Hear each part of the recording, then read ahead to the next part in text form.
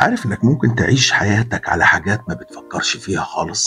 طب عارف إنك كل يوم بتتعامل مع اختراعات وحاجات وراها أرقام وتفاصيل هتفاجئك؟ النهاردة في اللي ما تعرفوش عنه هنفاجئك بحاجات كنت شايفها بس عمرك ما سألت نفسك دي جت منين؟ اللي ما تعرفوش عن الإنترنت. تعرف إن أول رسالة اتبعتت على الإنترنت كانت عام 1969 وكان المفروض تتكتب كلمة لوجن، بس السيرفر وقع بعد حرفين بس فاتبعتت كلمة لو. عدد مستخدمي الإنترنت في العالم النهاردة وصل لأكثر من 5.3 مليار شخص. في مصر بس في حوالي 80 مليون شخص بيستخدم الإنترنت يوميا، يعني حوالي 75% من الشعب المصري. طب نروح لحاجة تانية، اللي ما تعرفوش عن الشارع اللي بتمشي فيه. متوسط عدد إشارات المرور في القاهرة بس أكتر من 3200 إشارة مرور.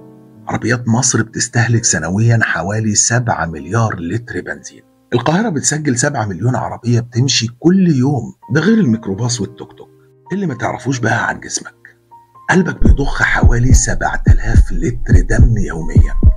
عينيك بتتحرك أكتر من 100,000 مرة في اليوم وانت مش واخد بالك. طب تعرف ان جلدك بيتجدد بالكامل كل 27 يوم؟ يعني انت تقريبا جسم جديد كل شهر.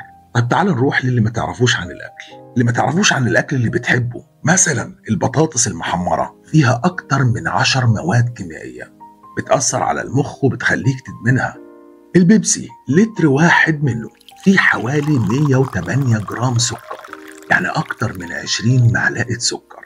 خلينا نقول إنه المصري بيصرف في المتوسط حوالي ربع مرتبه على الأكل بس، وده حسب بيانات الجهاز المركزي للتعبئة العامة. كل حاجة حوالينا فيها أرقام، فيها قصص، فيها مفاجآت.